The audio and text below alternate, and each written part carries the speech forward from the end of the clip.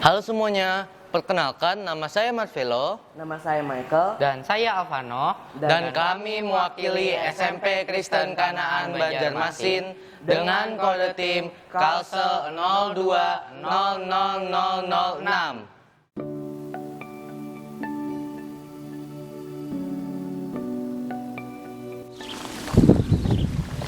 Guys, yuk kita main bola di situ. Ada lapangan bagus tuh. Oke, ayo. Ayo. Awas no, kena orang. Nah kan no, akhirnya kesangkut situ. Ambil tuh. Ya, Wah, ada Mama Gisel. Lagi ngapain, Bu? Ini ibu lagi nyari kelakai Hah? Kelakai buat apa itu? buat anak ibu. emang kenapa anak ibu? Anak ibu dibawa ke dokter, ternyata ada gejala stunting. Jadi ibu mau metik ini kelakai untuk ngobatin anak ibu. Hah? Emang kelakai bisa dimakan?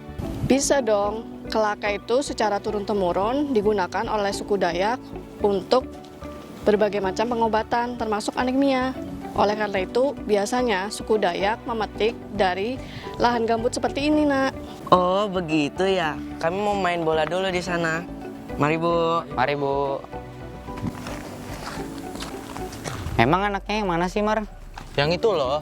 Masa kamu nggak tahu? Dia kan sekolah di sekolah kita juga. Tapi di SD sih, dia itu. Emang stunting itu apa, No? Stunting itu adalah gangguan yang dialami oleh anak saat proses pertumbuhan. Ciri-cirinya apa? Jadi biasanya stunting diciri-ciri dengan kurangnya tinggi seorang anak dibandingkan anak seumurannya. Begitu. Berdasarkan informasi yang kami dapatkan dari situs Fakultas Kedokteran Universitas Indonesia, pada tanggal 16 Februari 2023, zat besi merupakan salah satu elemen kunci pencegahan stunting. Menurut Dr. Nurul, memotong rantai anemia harus dimulai dari remaja putri. Apabila kadar hemoglobin remaja putri baik, nanti pada saat kemudian hari dia hamil akan memiliki resiko anemia kecil. Dilansir dari media Indonesia, tanggal 17 November 2022, target penurunan angka prevalensi stunting di Provinsi Kalimantan Selatan dari 30% menjadi 14% pada 2024 mendatang terancam tidak tercapai. Meskipun berstatus daerah kaya, Provinsi Kalimantan Selatan menempati urutan ke-6 tertinggi angka prevalensi stunting di Indonesia. Sementara itu, menurut berita antara Kalsel, sejumlah lahan pinggiran kota Banjarmasin merupakan daerah kaya akan populasi kelakai. Tanaman kelakai dikonsumsi secara turun-temurun oleh masyarakat setempat. Tanaman jenis ini masih bersifat liar dan tumbuh bebas. Oleh karena itu, kelakai terlindung dari residu pestisida ataupun kontaminasi pupuk kimia. Berdasarkan beberapa penelitian, kelakai mengandung zat besi yang tinggi dan kaya akan vitamin C. Dari aspek ekonomi, tanaman ini mampu memberikan penghasilan tambahan bagi masyarakat pencari kelakai. Nah, hari ini saya datang ke sini ingin bertanya perihal stunting. Untuk mengetahui lebih dalam mengenai stunting, kami mewawancarai Ibu Rahmi dari Puskesmas Gadanghanyar Banjarmasin. Menurut beliau, angka stunting di Kalimantan Selatan menurun, namun tidak signifikan. Kami juga turun ke lapangan secara langsung untuk menemui beberapa pasien stunting. Selain itu, kami juga mewawancarai Dr. Stefanus Suyapno, seorang dokter umum sekaligus praktisi herbal untuk memperdalam pengetahuan mengenai sediaan herbal.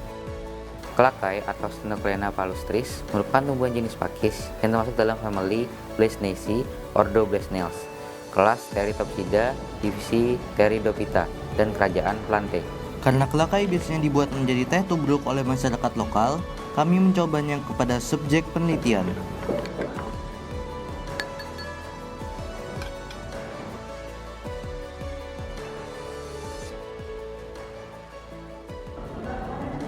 Rasanya nggak enak. Gisel, kalau kamu mau tinggi, kamu harus minum ini sampai habis. Nih, minum. Nggak mau. Mike, tahu nggak teh herbal yang kemarin tuh udah aku cobain loh ke Gisel, tapi dia malah nggak mau minum karena dia nggak suka sama rasanya. Ya, jadinya gimana ya? Gimana kalau kita bikin kapsul aja? Kan kalau diminum gak ada rasanya. Tapi kamu yakin dia bakal suka sama kapsul? Ya udah, kita tanya teman-teman aja kali ya. Kita bikin survei yuk. Yuk. Yuk. Ayo.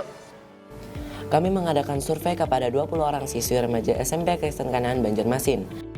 Di antara 20 orang, 19 orang telah mengalami gejala anemia. Dari 20 orang yang sama, kami juga menyurvei bentuk sediaan. Di antara 20 orang, 13 orang lebih menyukai suplemen berbentuk kapsul. Oleh karena itu, kami memutuskan untuk membuat sediaan herbal berupa kapsul.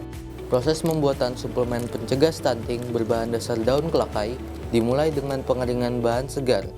Pengeringan bahan segar kami awali dengan memisahkan daun kelakai dari batangnya. Setelah itu, kami mencuci daun kelakai menggunakan air mengalir. Kemudian, kami mengeringkan daun kelakai selama 7 hari di tempat yang teduh atau beratap, namun masih terkena sinar matahari hingga pada akhirnya didapatkan Simplicia.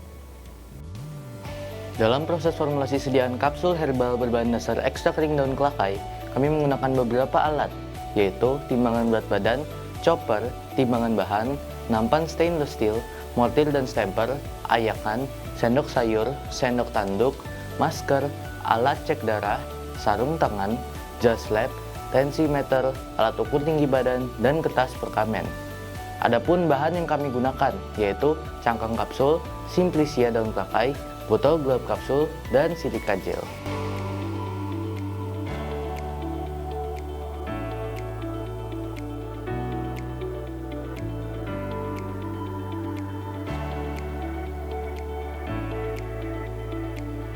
Proses formulasi kami mulai dengan penghalusan Simplicia daun kelakai menggunakan chopper. Setelah halus, kami mengayak Simplicia sehingga didapatkan bubuk halus. Kami menimbang bubuk halus Simplicia sebanyak 12 gram di atas kertas perkamen. Lalu kami membagi bubuknya menjadi 2 bagian sama rata menggunakan timbangan. Setelah itu kami menyiapkan 15 kertas perkamen dan memisahkan 6 gram bubuk pertama menjadi 15 gundukan lancip berdasarkan penglihatan mata. Setelah itu, kami menyiapkan cangkang kapsul dan memasukkan bubuk halus tersebut secara aseptis ke dalam cangkang kapsul.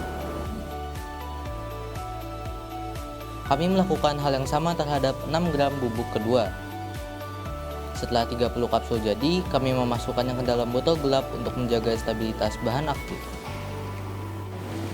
Setelah prototipe jadi, kami mengujinya menggunakan subjek penelitian anak perempuan berumur 10 tahun dengan berat badan 24 kg dan tinggi badan 132 cm. Sebelum subjek mengonsumsi sediaan, kami mengecek kadar hemoglobin dalam darahnya terlebih dahulu. Kami memberikan subjek penelitian sediaan kapsul dengan dosis sehari 3 kali 1 kapsul, 1 jam sebelum makan. Setelah melakukan analisa selama 7 hari, ternyata kadar hemoglobin bertambah sebanyak 0,7 gram per desiliter sejak hari pertama. Wah, akhirnya prototipe kita jadi juga. Iya, kira-kira tahun berapa lama ya? Yang pasti nggak akan lama sih selama masih ada kelembapan dalam botol gelap ini. Iya betul, jadi kita apakan ya biar tahan lama? Gimana kalau kita tambahin silika gel aja yang buat makanan? Boleh. Buat kita kasih kemasan juga biar menarik perhatian konsumen.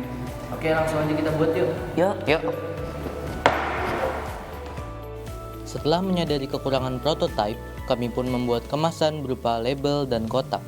Pembuatan kotak kami mulai dengan mengukur botol gelap, lalu membuat jaring-jaring kotak dan label di aplikasi Corel Draw. Setelah itu, kami membuat desain kotak dan label menggunakan Canva, lalu menyatukannya dengan jaring-jaring yang ada di Corel Draw. Kemudian, kami mencetak, memotong, dan menempel kotak dan label ke produk.